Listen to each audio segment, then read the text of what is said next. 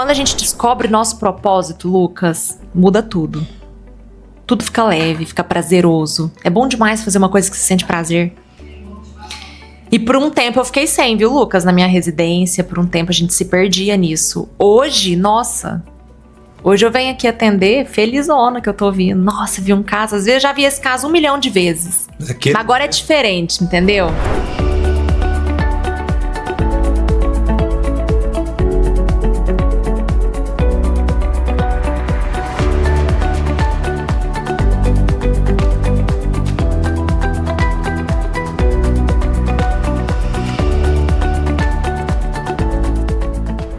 Sejam muito bem-vindos ao 5º episódio aqui do nosso podcast da Zenith, consultório aberto, com conversas que curam e inspiram. E hoje eu tenho uma convidada especial aqui, uma médica que veio para compor o nosso time aqui, uma pessoa que tem um propósito muito bacana de curar pessoas, uma pessoa que saiu da sua cidade aos 16 anos de idade para perseguir um sonho. Ela é médica de cirurgia do aparelho digestivo, endoscopista.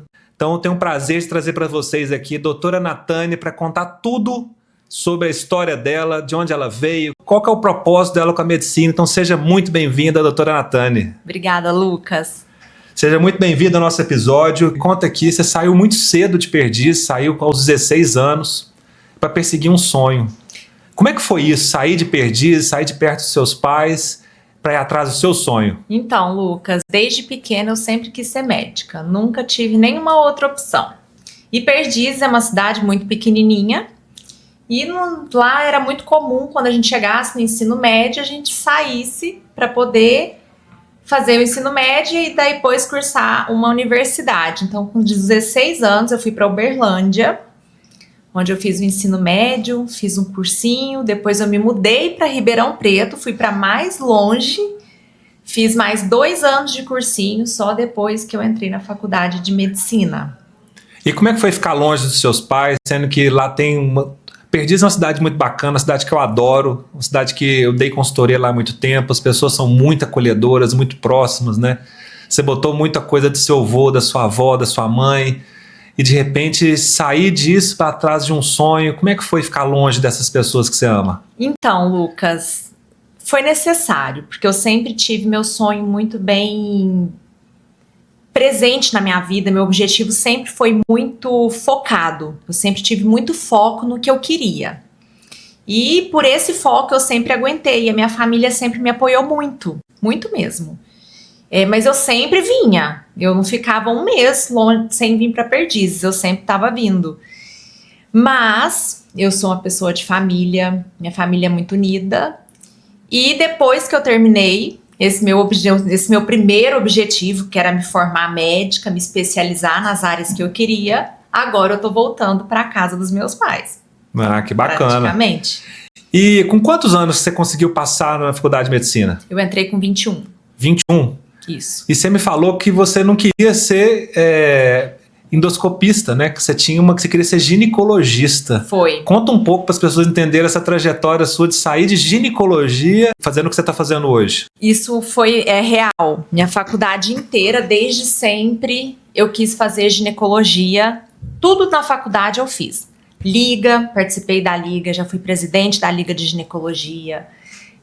Estágio eletivo meu era na maternidade, estágio de férias era na maternidade, então toda a minha faculdade foi voltada para ginecologia, até que eu me formei, me mudei aqui para Araxá, morei 1 ano e meio aqui, e aqui eu comecei a trabalhar em pronto-socorro e também no PSF. E eu fui vendo que eu queria mais. Eu fui vendo outras habilidades minhas, eu fui tendo muita facilidade na urgência e emergência, inclusive da minha turma, dos médicos que estavam aqui chegando, eu fui mais rápido para a sala de urgência.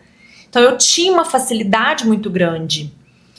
E no PSF fui vendo, não sei, aí eu fui me questionando se eu queria ginecologia de fato, sabe? Fui gostando daquela vida da urgência, do pronto-socorro, sabe? Então eu falei, gente, mas será que realmente eu nasci para ser GO? Aí eu não prestei residência no primeiro ano. Eu não prestei justamente porque eu sou turma de meio de ano. Eu formei em junho. Aí gerou aquela dúvida. Aí me deu aquela dúvida, eu falei, não, acho que não é GO. Fiquei um pouco frustrada, não sei se te falar que eu fiquei, mas eu não sabia o que eu ia fazer. Porque foi a faculdade inteira, foram 6 anos falando que eu ia ser ginecologista.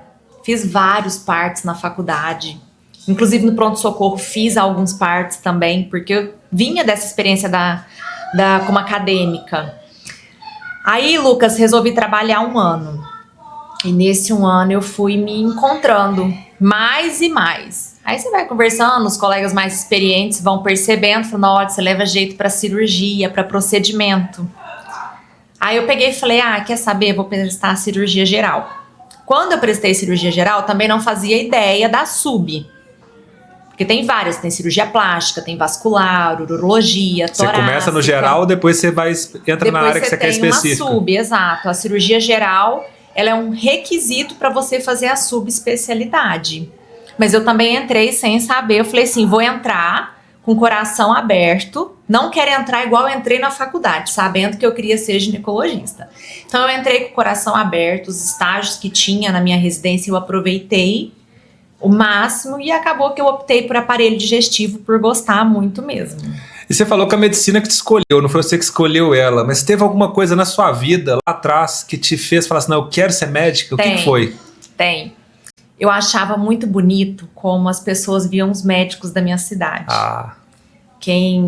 Pessoal da região aqui conhece, Dr. Vasco, Sebastião. O pessoal falava muito bem deles. Meu médico, entendeu? Eles eram celebridades, né? Isso, eram celebridades. Era muito importante ser médico. E a gente cresce vendo seus pais. Como lá não tinha muitos médicos, eu ouvia falando, meu médico, Dr. Hassi.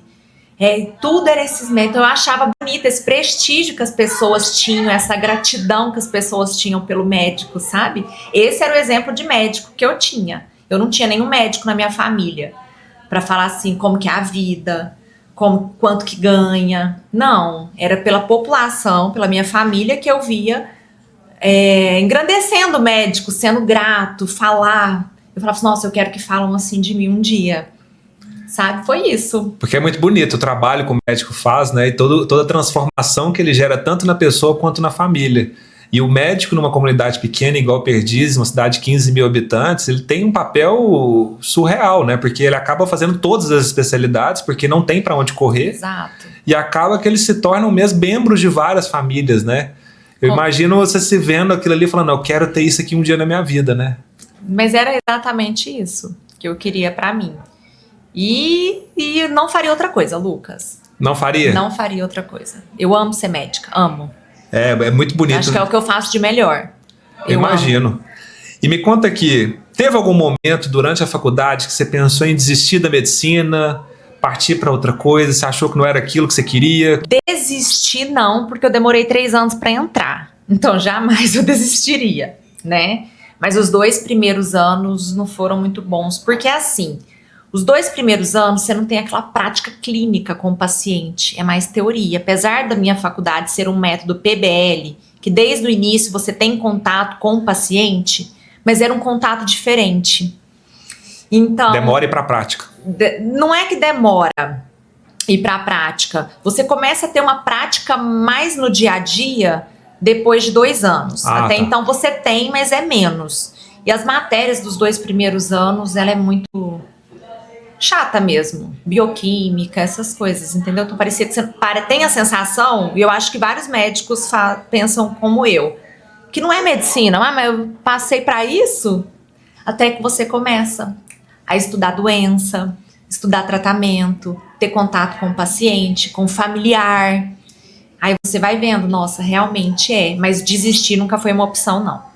E qual foi a maior dificuldade que você teve dentro do curso ou na residência? No curso, a dificuldade era passar nas provas mesmo. Na minha faculdade tinha muita prova. Por ser um método não tradicional, que é o PBL, então tinha muita prova. E lá, se você pegasse recuperação, não tinha aquele provão no final do semestre. Você caía, você repetia de ano. Então, o meu medo era repetir de ano. Mas assim, na faculdade, graças a Deus, não tive dificuldades externas, meus pais sempre me deram uma estrutura muito boa nas condições, né? Sempre me proporcionaram poder estar morando em Ribeirão Preto, poder vir vê-los a cada 15 dias, um mês. Então, a minha faculdade foi uma faculdade que eu consegui me dedicar, eu estudei bastante. Mas na residência, a residência de cirurgia geral, Lucas, é a mais difícil que tem. Isso aí a gente sabe, é de cirurgia geral e de ortopedia. Quem passa por ela, passa por qualquer coisa na vida que a gente brinca, sabe? Porque literalmente você mora 2 anos no hospital. Por isso que chama residência médica. Então foram 2 anos que eu fiquei mais afastada da minha família, que não conseguia vir com muita frequência, porque tem uns plantões exaustivos que a gente precisa fazer. Então, assim, a minha parte social ficou muito de lado durante esse período da residência da cirurgia geral. Que peso que você acha que a residência tem para um médico que não fez residência? Toda. Eu acho que tem muito peso. Me conta. Eu acho, porque aquela vivência do dia a dia, livro nenhum te traz, minha opinião, tá? A experiência que a gente tem no dia a dia, o livro não te ensina, Lucas. O professor não te ensina a comunicação, a relação médico-paciente, a relação com o familiar, com a equipe da enfermagem, com outros colegas médicos, com a administração do hospital, que você também precisa ter, entendeu? Isso é só a vivência te traz. Não digo nem questão, assim, de teoria mesmo, mas a prática, ela envolve um conjunto de coisas que te fortalece mais como médico.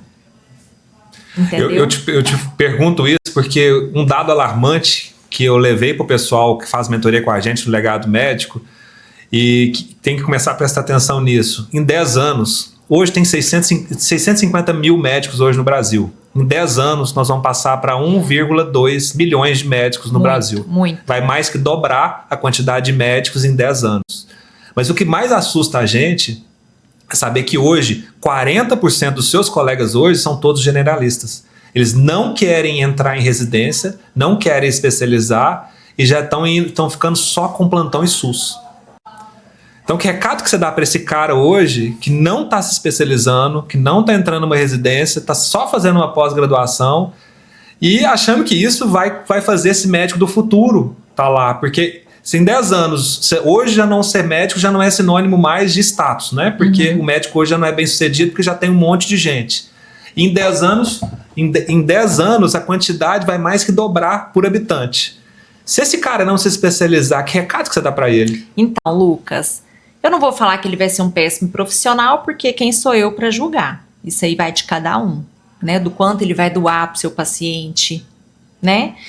Mas a gente pensando nesse número alarmante de profissionais, isso não é só na medicina não, qualquer profissão que a gente tem um número muito grande, você tem que se destacar de alguma forma, né? E a faculdade também, a gente tem um outro dado, Lucas, que é muito importante e preocupante, o número de faculdades que estão sendo abertas. Sim.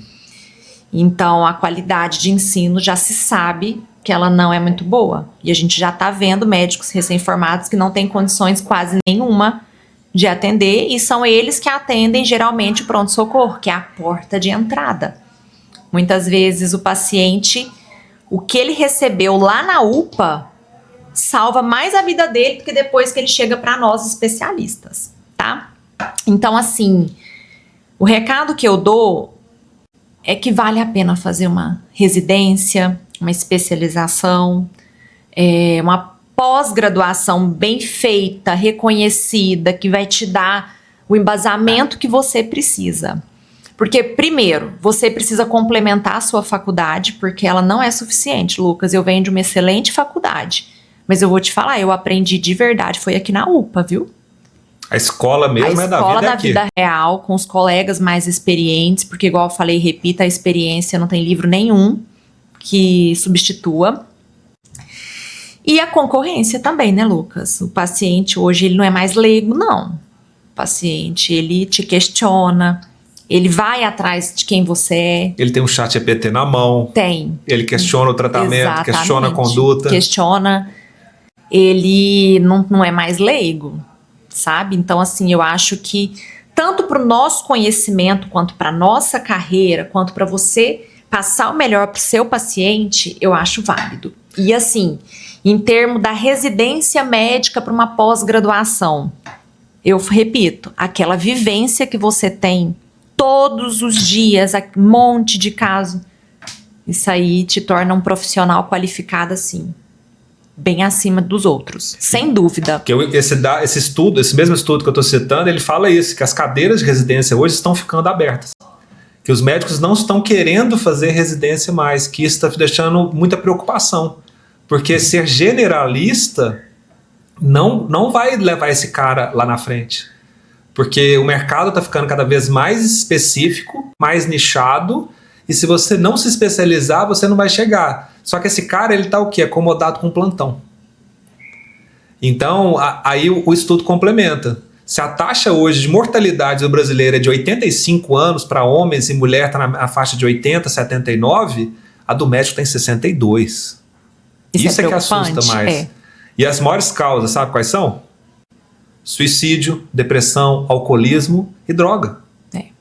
Por quê? Porque ele está vivendo a rotina do plantão exaustivamente, ele não está tendo um contato com uma vida social, ele está acabando com a vida dele. Então é isso que a gente trabalha muito dentro da mentoria com médicos que querem sair dessa situação, né? Sair desse ponto A e levar ele para o ponto B, que é o quê? Levar esse cara para dentro do consultório particular. Mas a Grazi fala muito isso.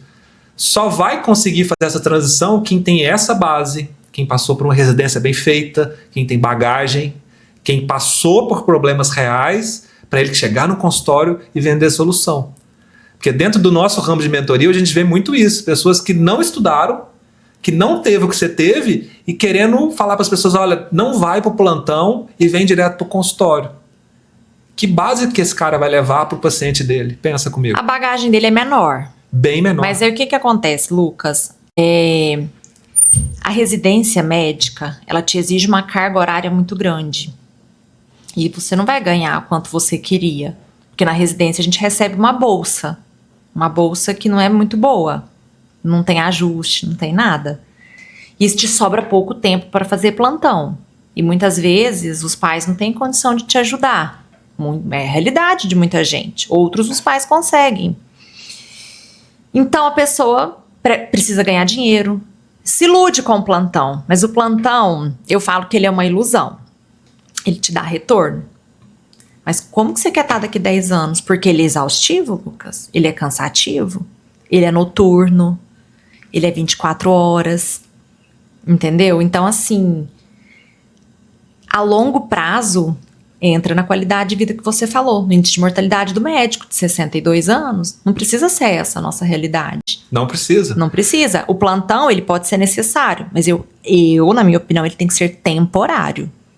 Tem que ser uma fase que você vai escalar para chegar lá, né? Porque você vai aprender muito nele também. Não vou falar só fazer plantão, você não aprende. Aprende. Eu aprendi muito. Mas nada se compara ao que eu aprendi na residência médica. Nada se compara. Foi que nem eu, Lucas. Eu terminei minhas especializações. Eu dava plantão, SUS, privado, tudo. Agora eu tô focando no meu consultório. Com a bagagem toda que eu tenho, com as minhas especializações. Agora sim, eu falo, eu estou apta para dar o meu melhor no meu consultório. Porque eu tenho vivência, eu tenho a sabedoria do que eu quero, do que eu não quero, do que meu paciente precisa. Uma coisa que a gente aprende nisso tudo é entender o lado do outro, sabe? Tem muitas pessoas que são carentes mesmo, financeira, necessitam muito do SUS. E muito médico, por estar nessa exaustão, não dá atenção que o paciente precisa, entendeu? Então, isso tudo a gente aprende. E no consultório, eu falo porque eu trabalhei tanto SUS quanto em plantão. No consultório, eu consigo fazer a medicina que eu quero. A medicina que eu saí lá de Perdizes. Aquele sonho de menina. Aquele sonho de todo mundo falar, nossa, a doutora Natane. Igual falavam dos médicos da minha cidade. Entendeu? Porque hoje é difícil, né? No consultório eu consigo fazer a medicina que eu quero. Eu consigo ofertar tudo que eu sei para o paciente, toda a minha experiência, minha vivência, até a relação médico-paciente. É um pouco diferente quando a gente lida na urgência, quando a gente lida no consultório, mas a empatia pelo próximo é a mesma. E fazendo uma conta rápida para quem está só no plantão e acredita que o plantão é uma boa fonte de remuneração, né?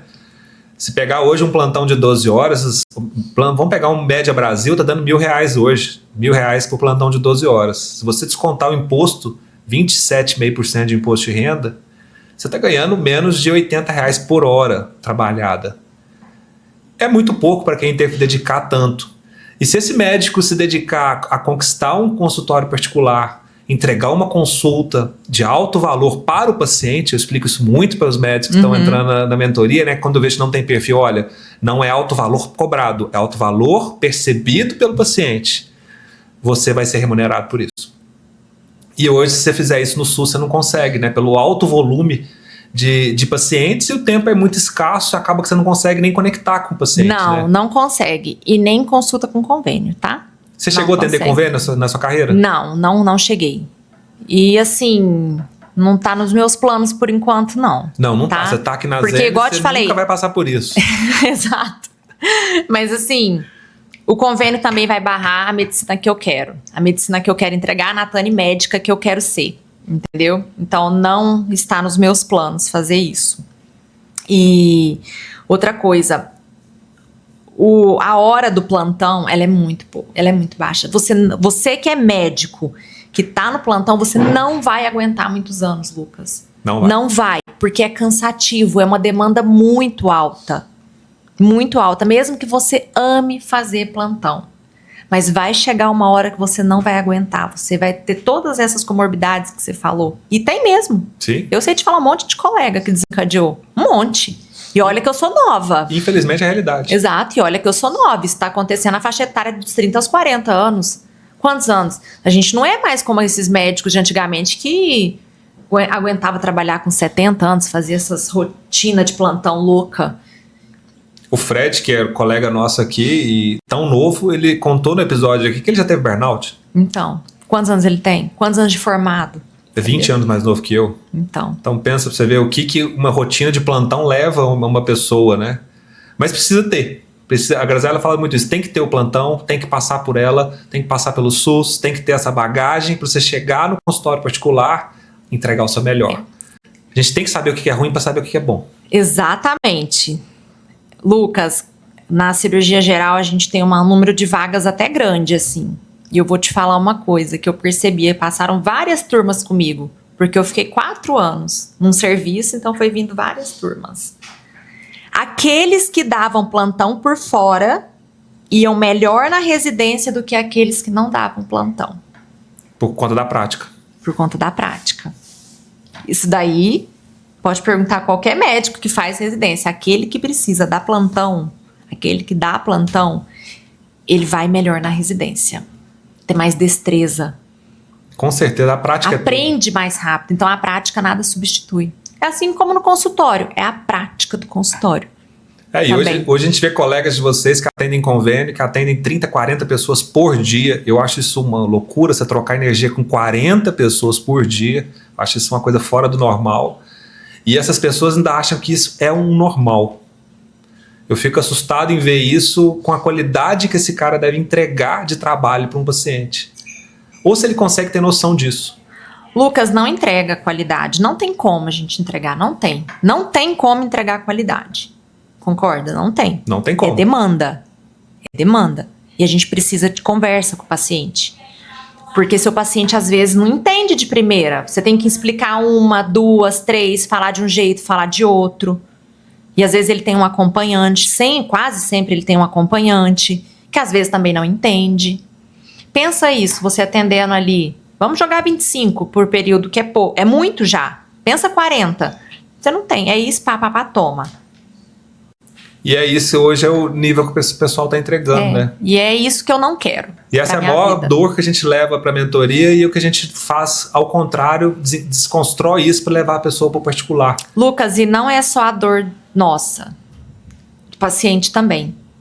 Ele entende isso. Quando ele está sendo cuidado, de fato.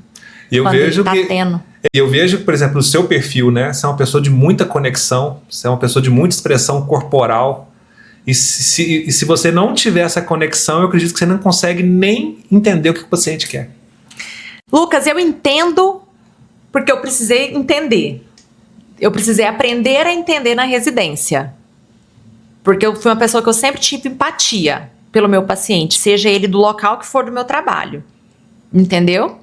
Então eu tive que aprender a fazer isso em pouco tempo.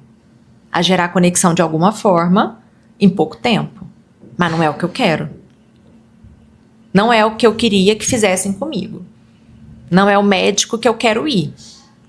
E hoje você entrega o que realmente você queria que fosse lá atrás, né? Que as pessoas dessem pra você. Lucas, quando conhecemos as Zenits, eu já tenho esse meu jeito, tá? Já era a medicina que eu queria entregar pro meu paciente. Quando eu conheci vocês aqui, eu falei, gente, aqui é meu lugar. Até falei pro meu marido isso. Não precisa falar, tem que ser assim. Não, já é. Parece que eu já faço parte.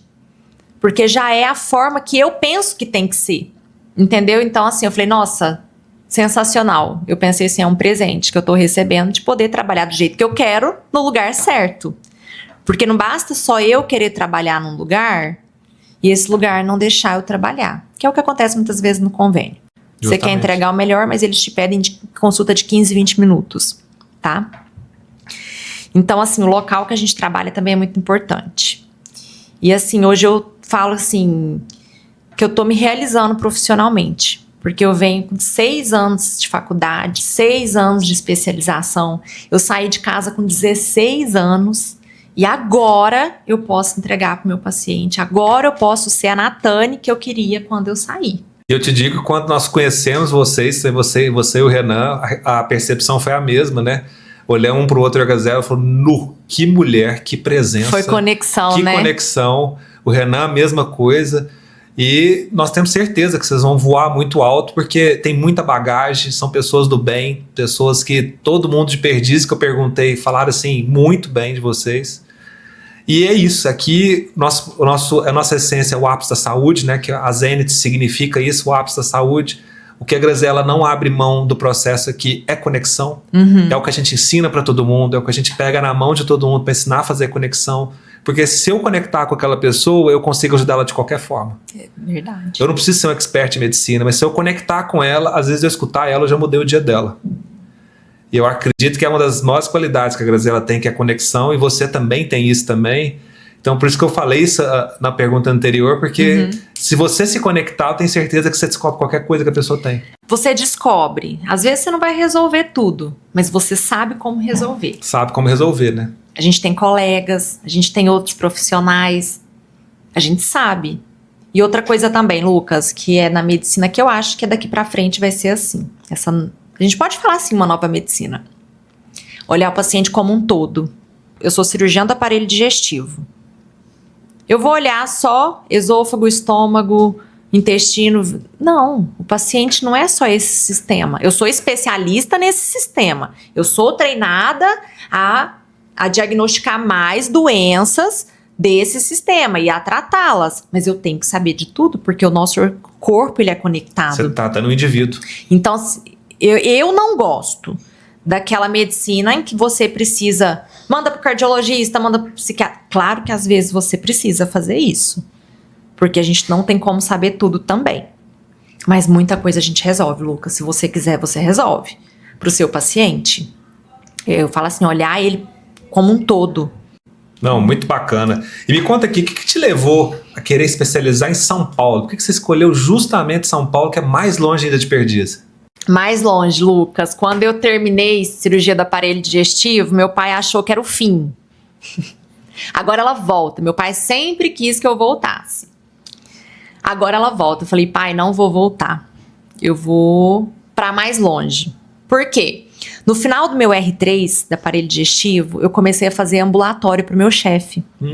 E nesse ambulatório, eu pedi endoscopia e colonoscopia para todo mundo, praticamente. A gente pedia para quase 90% dos nossos pacientes. E, em conjunto, eu vi a vida do endoscopista do hospital. Se um dia ele ver isso, ele vai saber o que eu tô falando.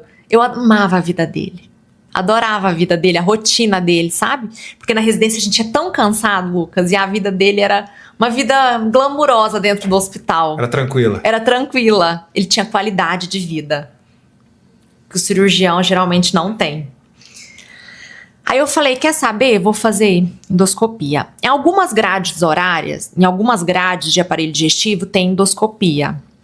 Então você já faz ela ali junto com a cirurgia do aparelho digestivo. Na minha não tinha.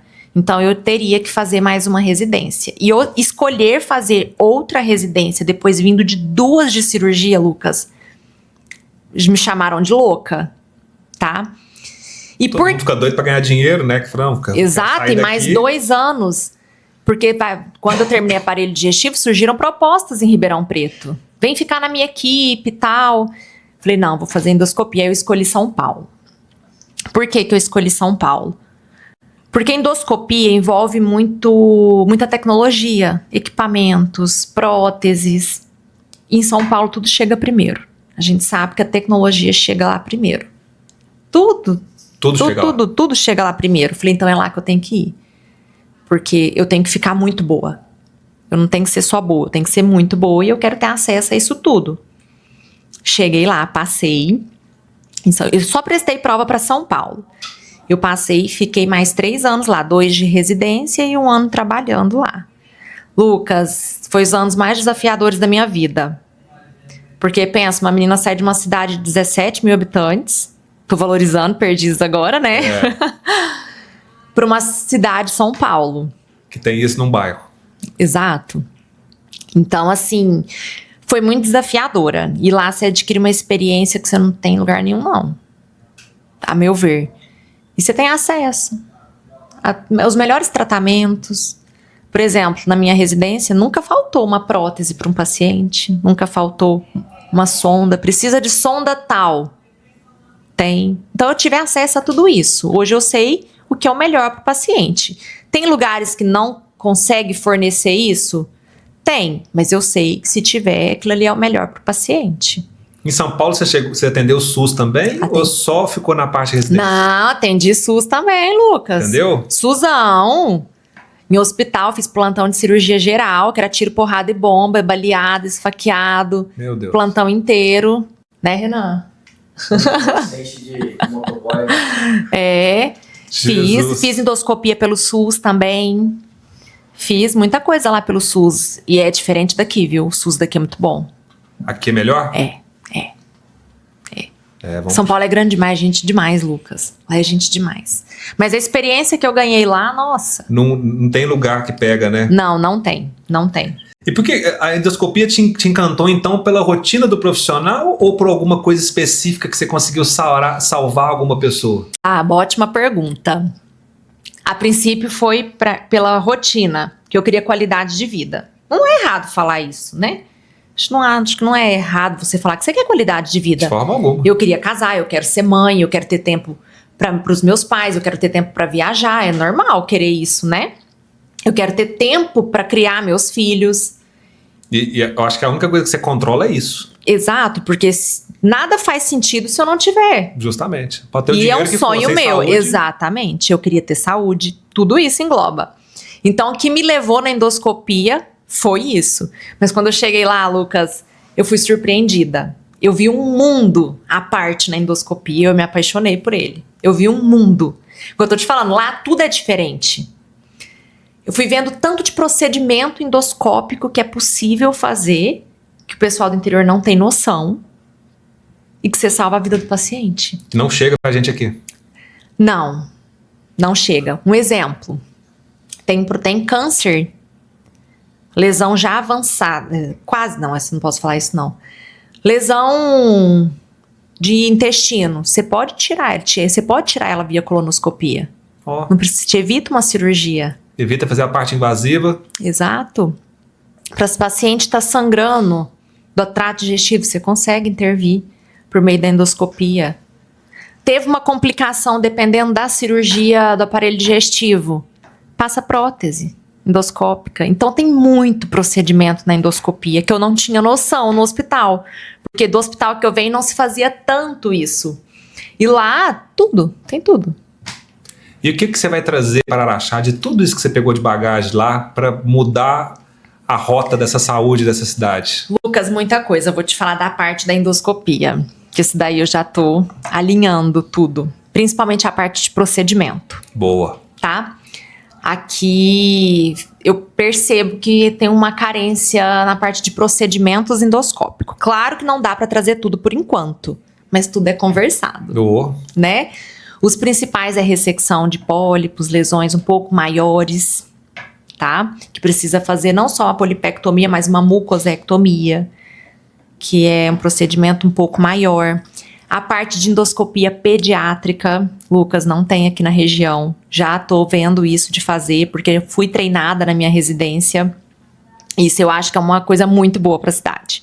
A gente também tem exames de cápsula endoscópica, que não é feita aqui. Aquele paciente que está com algum sangramento no trato digestivo, que não descobre por endoscopia nem colonoscopia.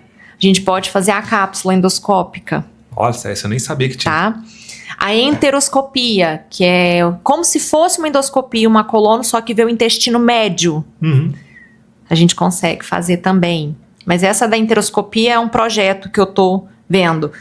Outra coisa também, isso aqui vai acontecer logo. Além da endoscopia pediátrica, CPRE, que é um procedimento, quem tem cálculo na vesícula, esse cálculo na vesícula migrou, entupiu um canalzinho que chama colédoco, às vezes submeteu o paciente a uma cirurgia grande, faz isso endoscopicamente, tá? Sem contar no consultório, que eu vou trazer tudo isso pro consultório. Eu fazendo. Já tem parceira aqui em Araxá que vai te ajudar nessa parte de cirurgia? Tem. A parte de cirurgia, da parte de endoscopia. O balão gástrico, ele pode ser feito só em procedimento hospitalar ou dentro do consultório? Ah, e o balão, eu esqueci de falar dele. O balão claro. Lucas, o balão, ele tem 2 tipos. Tem o que poderia ser feito aqui, que é um que não necessita de endoscopia, mas esse já está proscrito pelo... Tá? Então, hoje aqui ele não está muito bem visto, a Anvisa deu uma brecada nele. Aí a gente tem o outro balão, que tem o que dura 6 meses e o que dura 12. Ele é feito via endoscópica. Sem corte, paciente. É como se fosse uma endoscopia.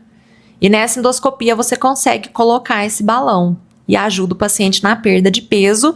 É uma ótima alternativa, tá, Lucas?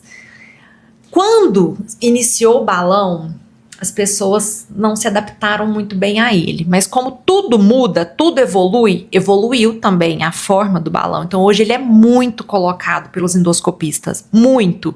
E tem ótimos resultados também. Qual que é a maior indicação do balão? Aquele paciente que tem medo da bariátrica, tá? Geralmente a procura, porque a bariátrica é uma cirurgia grande, ela é invasiva, é um ótimo método, tá, Lucas?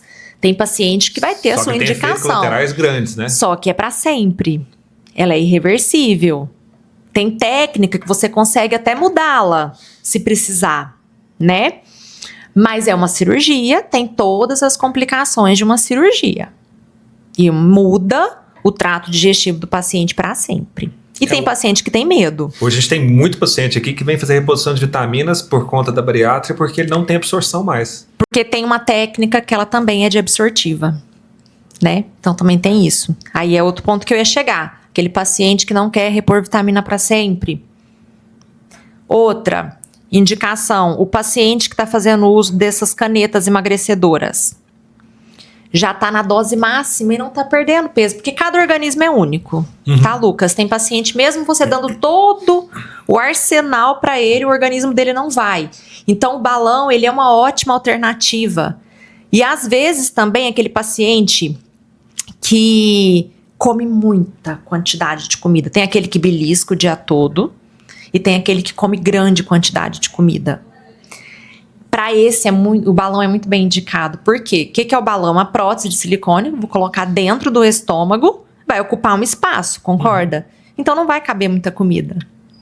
Vai limitar, então, a ingesta. Vai, ele diminui a quantidade de comida dele. Ah, mas vai passar mal? Lucas, se acompanhado de pertinho, com o médico, a equipe multidisciplinar pegando na mão do seu paciente, os resultados estão sendo ótimos.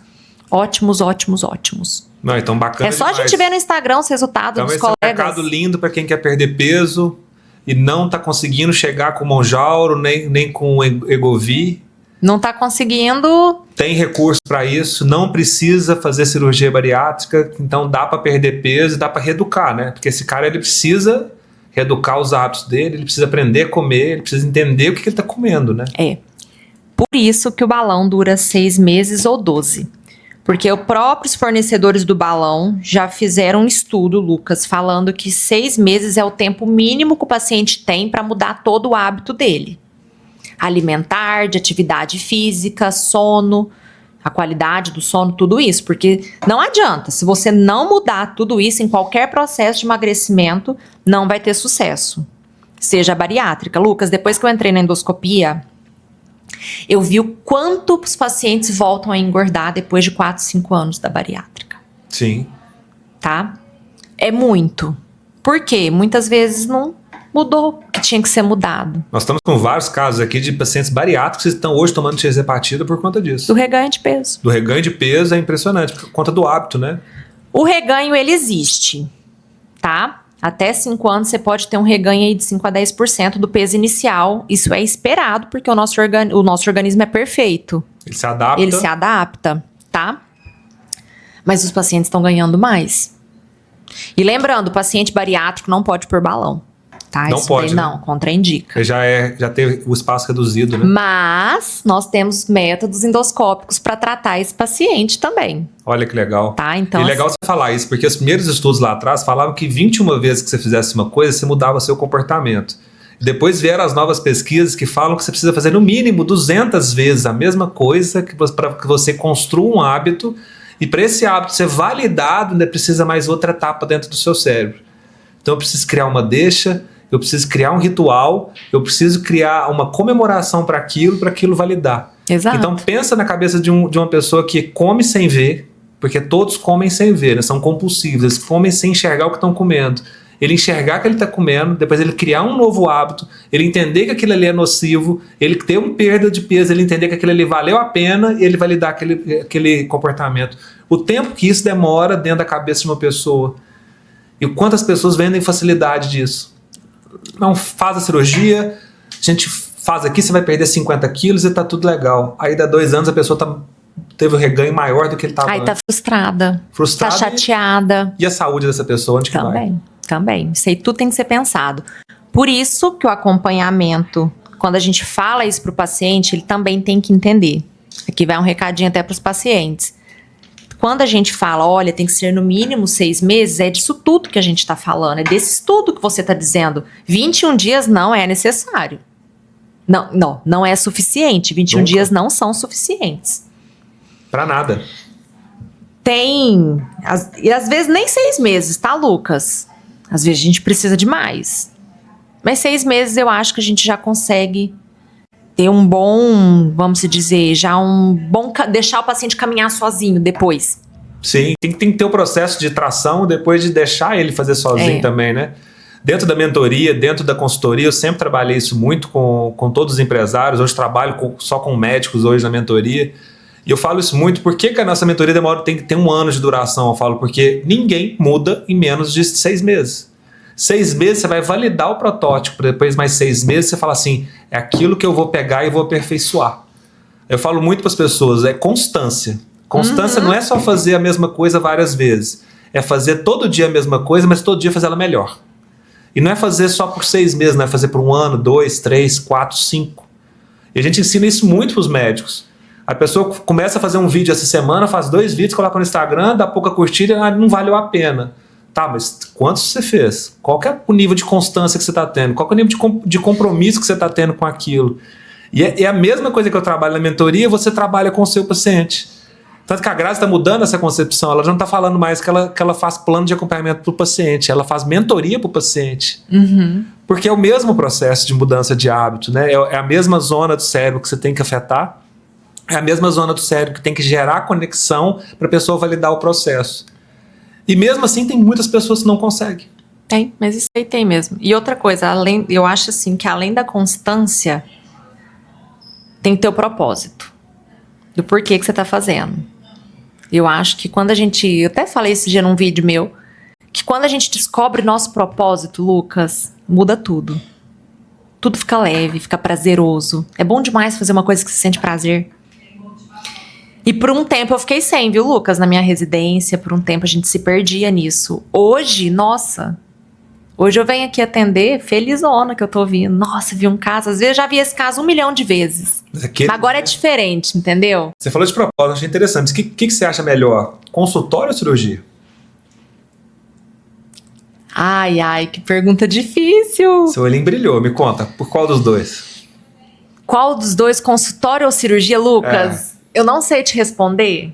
Não sei te responder, sabe por quê? Porque por muitos anos eu amava cirurgia, eu era piolho de cirurgia. Quem fez residência comigo sabe, eu subia pro centro cirúrgico para assistir cirurgia dos meus colegas, porque a gente fazia rodízio. Uhum. Tinha uma semana que você tava na enfermaria, outro no pronto atendimento, outro no ambulatório, outro no centro cirúrgico. Às vezes eu terminava minhas coisas, eles não vão deixar eu mentir. Eu terminava para subir para ver cirurgia dos outros, porque eu aprendia vendo. Então eu amava centro cirúrgico, Lucas, amava centro cirúrgico.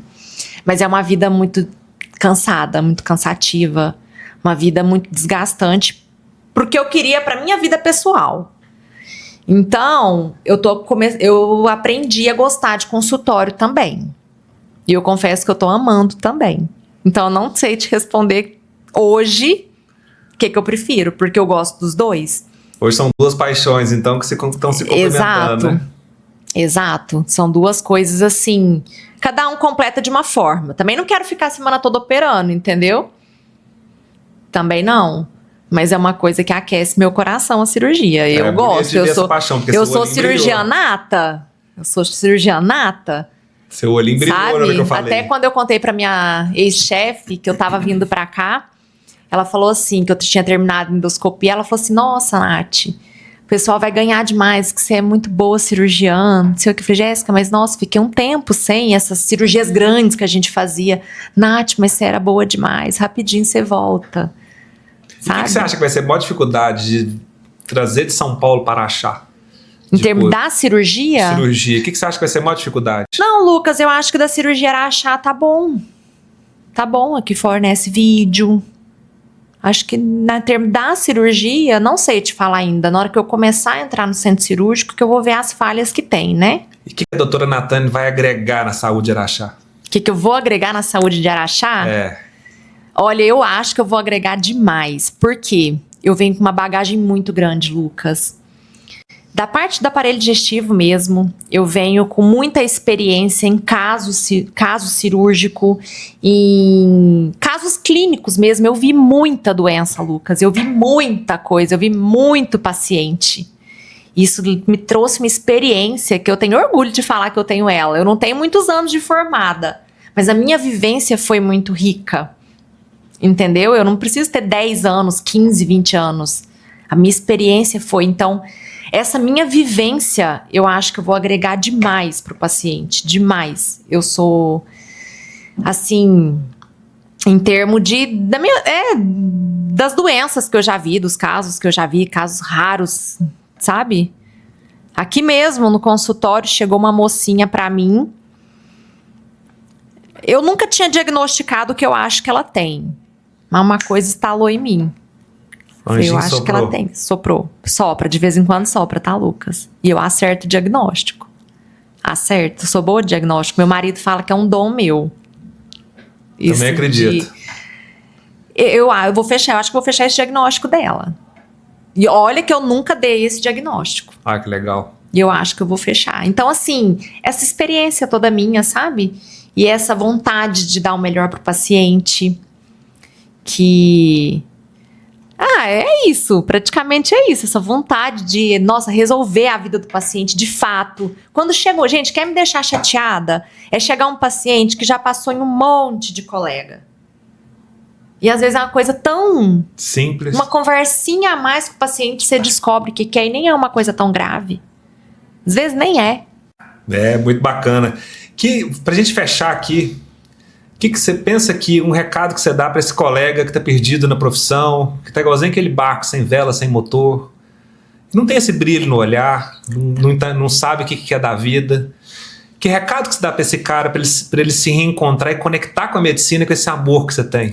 A primeira coisa, peça ajuda. Eu acho que a gente tem que ter humildade sempre, em qualquer área da nossa vida. Peça ajuda. Porque às vezes o outro tem muito a te ajudar.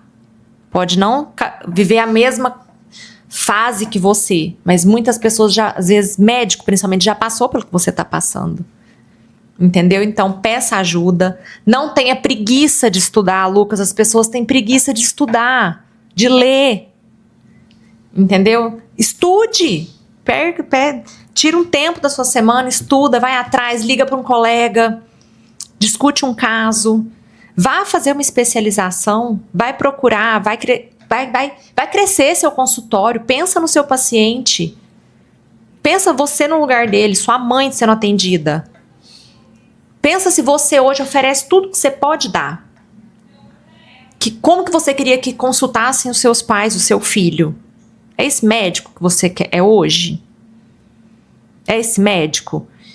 Não, não é. Peça ajuda. Hoje o que mais tem, o legado médico é um. Uau. Peça ajuda. E é isso mesmo. Será que esse cara que atende 30 pessoas por dia, ele tá atendendo as pessoas como ele gostaria que atendesse a mãe dele? Então, é isso. É se pôr no lugar do outro, Lucas. Hoje as pessoas têm pouco disso, tá? Eu chamo isso de empatia. Às vezes as pessoas... Até você, uma hora você vai precisar de uma ajuda. Uma consulta médica. Você vai lá, o médico só vai te passar uma receita, vai pra casa? Pô, mas nem ouviu o que eu tenho direito. Mas eu falei, eu tenho uma dor aqui há muito tempo, eu preciso falar dela. Não posso, eu tenho mais paciente. Entendeu? Então, assim, eu sempre fui muito humilde em termos de pedir ajuda. E eu acho que a gente tem que pedir ajuda. A gente tem muita gente... que a gente conhece, Lucas. A gente conhece muita gente. Gasta, se for preciso, gasta. Às vezes a gente tem que pagar uma fortuna para te falarem uma coisa óbvia. Mas isso às vezes muda a sua chave. E Lucas, quando a chavinha muda na nossa vida, também acabou. Vai embora, né? Quando eu falo, você descobre seu propósito. Quando você vê o que você não quer mais. Porque a gente sabe que a gente não quer. Muitas vezes a gente pode nem saber o que a gente quer. Mas o que a gente não quer, a gente sabe. E quando muda a chavinha, acabou. Você só cresce. Vai embora, né? E outra coisa também, para finalizar. Eu acho que a nossa vida profissional, ela reflete muito na nossa vida pessoal e vice-versa. Não adianta você ter uma vida profissional muito boa se o seu pessoal tá muito ruim. E não adianta você estar com uma vida pessoal muito boa se o seu profissional também. Natânia, eu acredito que tem que andar muito junto. Sabe? Porque quem prospera, prospera em tudo. A pessoa que é próspera, ela prospera em todos os seus campos. Eu acho que a gente tem que ser essa pessoa. Às vezes você não tá nessa fase, mas você pode entrar nela. Basta olhar, parar, refletir, pagar o preço. Porque às vezes, Lucas, você vai ter que deixar um plantão. E o dinheiro vai te fazer falta. Às vezes você vai ter que desconveniar do convênio. Pode fazer falta? No início, dá-se um jeito. Se você não tem preguiça, você faz tudo. Ela dá um passo de fé. Um passo de fé, exatamente. A gente fala muito isso. Põe o pé que Deus põe o chão. A gente fala isso muito pra quem... E tem que ser muito, assim, forte e corajoso. Eu tenho uma amiga que fala que eu sou forte e corajosa. Eu adoro que ela fale isso de mim. Porque eu acho que eu sou isso mesmo.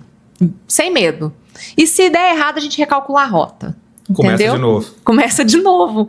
E nunca vai ser lá atrás. Você sempre tem a sua experiência. Então você nunca parte do ponto de partida, você concorda? Você tá sempre, é uma escadinha. A vida é assim. E na nossa carreira também tem que ser assim. Tem que chegar uma hora que você tem que falar assim: chega, eu não tô sendo quem eu formei pra ser. E eu vou falar, é muito bom hoje eu tá podendo dar pros meus pacientes aquilo que quando eu saí de casa que eu fui atrás. Ah, que lindo, que história bonita, viu, gente? Deu pra vocês entenderem o DNA dessa pessoa, o canhão dessa mulher que tá vindo pra somar junto aqui da Zenith.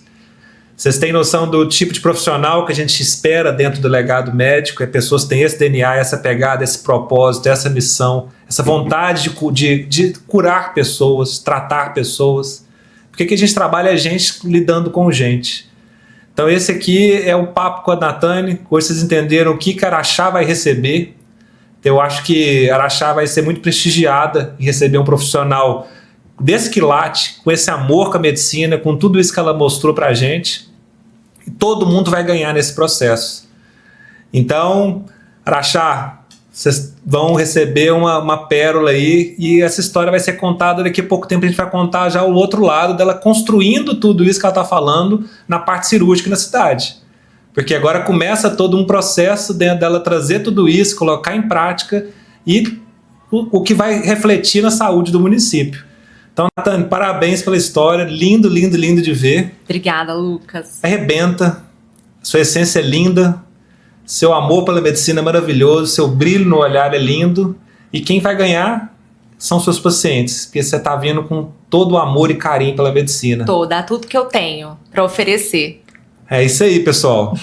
Esse foi o nosso 5º episódio. Aguarda o próximo episódio, vai vir um cara que ele deixa as pessoas mais bonitas. É um cara que realmente ele produz beleza. Ele já foi eleito aqui como o cara mais bonito da clínica. Então vocês vão entender um pouco da história desse cara, o que ele vai trazer para achar. E outro está vindo de São Paulo também para somar no time e deixar as pessoas mais bonitas. Então, se você quer ficar bonito, veja o próximo episódio.